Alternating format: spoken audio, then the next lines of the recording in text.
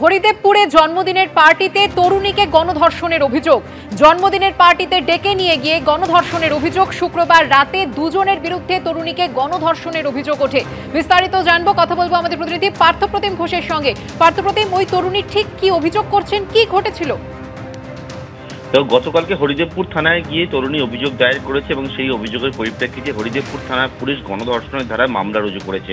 যে বিষয়ে অভিযোগ, যে তরুণী তাকে অভিযোগ করেছেন যে তাকে ডাকা হয়েছিল শুক্রবার দিনকে একটি ফ্ল্যাটের মধ্যে এবং সেখানে জন্মদিনের পার্টি রয়েছে বলে তাকে ডাকা হয় এবং সেখানে দুজনের বিরুদ্ধে অভিযোগ যে একেবারে জন্মদিনের পার্টিতে ডেকে গণধর্ষণ করে বলে অভিযোগ।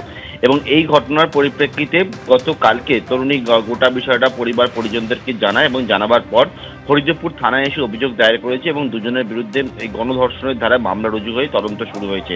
তাই পুলিশের তরফ থেকে যে বিষয়টা বলা হচ্ছে সেটা হচ্ছে যাদের নামে অভিযোগ দায়ের হয়েছে সেই দুজনেই পলাতক রয়েছে, তাদের খোঁজে তল্লাশি সেটা কিন্তু শুরু হয়েছে। সুকন্যা, ধন্যবাদ পার্থপ্রতিম।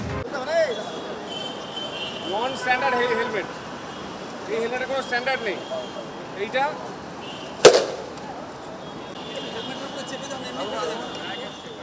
পয়সা বাঁচাতে সুরক্ষার সঙ্গে আপোষ, নিয়ম রক্ষার স্বার্থে আর পুলিশের হাত থেকে বাঁচতে অনেকেই সস্তার হেলমেট কিনে পড়ছেন, কিন্তু সেই হেলমেট কি আদৌ কার্যকর?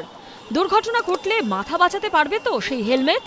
অনেক সচেতন বাইক আরোহী আবার ব্যুরো অব ইন্ডিয়ান স্ট্যান্ডার্ডসের ISI স্ট্যাম্প দেখে হেলমেট কিনছেন, কিন্তু সেখানেও জালিয়াতির শিকার হচ্ছেন তারা, কারণ নকলে 6 লাভ। তাহলে কি করণীয়?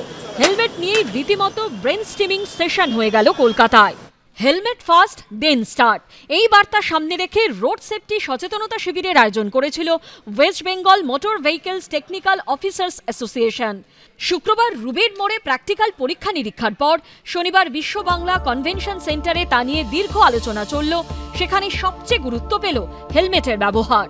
West Bengal motor vehicles technical officers অ্যাসোসিয়েশনের 51তম বার্ষিক সাধারণ সভায় উপস্থিত ছিলেন পরিবহন মন্ত্রী স্নেহাশিস চক্রবর্তী ও পরিবহন সচিব সৌমিত্র মোহন। আমরা লাগাতারভাবে এবং পুলিশ প্রশাসনের পক্ষ থেকেও হেলমেট পরে যাতে গাড়ি চালানো হয় সেটার ব্যাপারে সচেতন করে তুলি।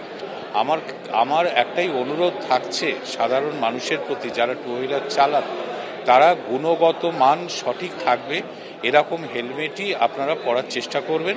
দুটো সাজেশন আমরা দিতে পারি আমাদের সংগঠনের পক্ষ থেকে। বাইকের সাথে part and parcel of the bike হেলমেটটাকে BIS স্ট্যান্ডার্ড হেলমেট করা উচিত। ট্রান্সপোর্ট ডিপার্টমেন্ট বা মর্তে অর্ডার করে করা উচিত।